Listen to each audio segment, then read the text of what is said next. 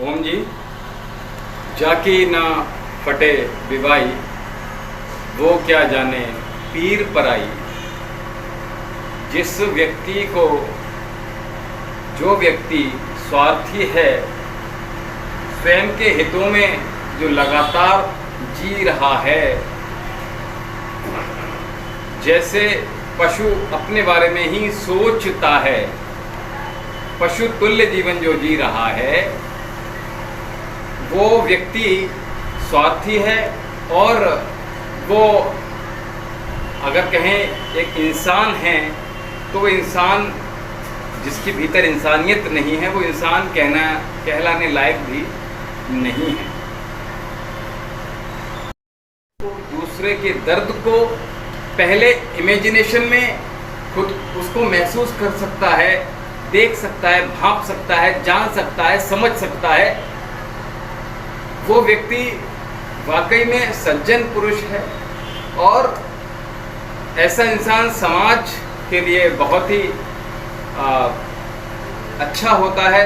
हालांकि तकलीफ ऐसे व्यक्ति को शायद ज़्यादा हो सकती हैं जो दूसरों के बारे में ज़्यादा सोचता है, लेकिन सही मायने में इंसान वही कहलाने योग्य है।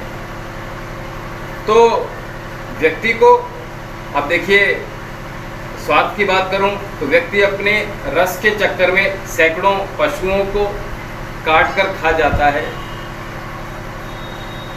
सैकड़ों जीवों की हत्या कर डालता है, चाहे वो परंपरा के नाम पर हो, चाहे वो स्वाद के नाम पर हो, स्वाद नहीं आ रहा, और चाहे वो ताकत के नाम पर हो। ताकत कैसे आएगी?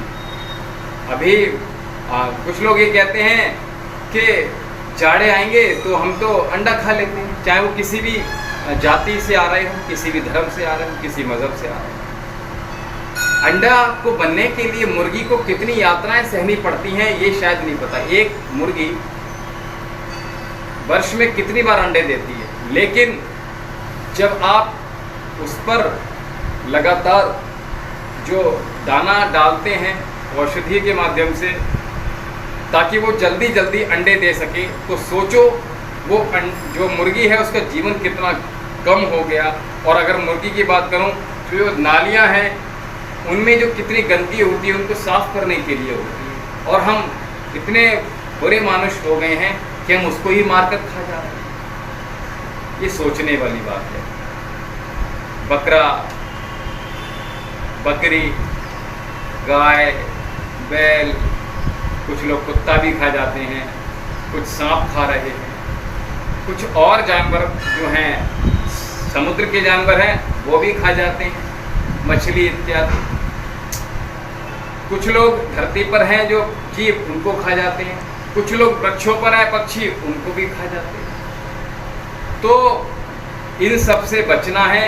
उस जानवर की, उस तकलीफ, उस पक्षी की, उस जीव की, जंतु की क्या दोष था जो आप उसको मारकर खा जा रहे हो, उससे बचिएगा।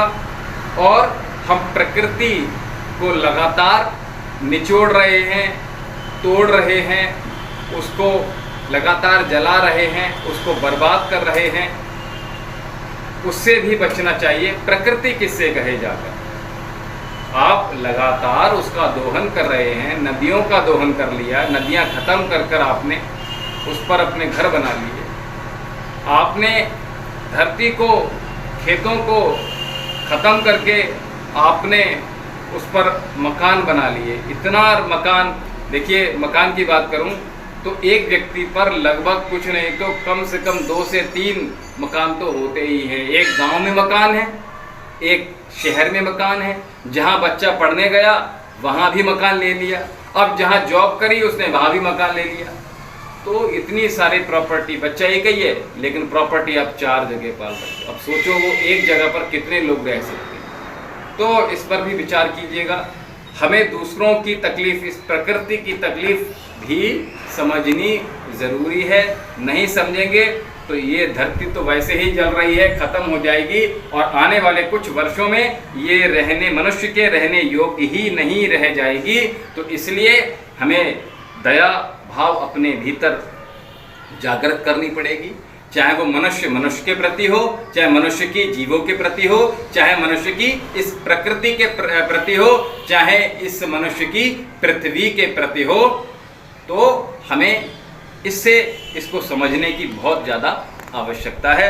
हमारे पुराने संत जो हैं कबीर जी, वो भी लगातार इस बात को कहते हैं, कबीरदास जी कहते हैं, जो इंसान दूसरे की पीड़ा को, दूसरे के दुख को समझता है वही सज्जन पुरुष है, और जो दूसरे की पीड़ा को न समझ सके, ऐसे इंसान को इंसान होने से क्या फायदा। तो कबीर दास जी बड़ा प्यारा लिखते हैं, क्या, कबीरा सोई पीर है, कबीरा सोई पीर है, जो जाने पर पीर,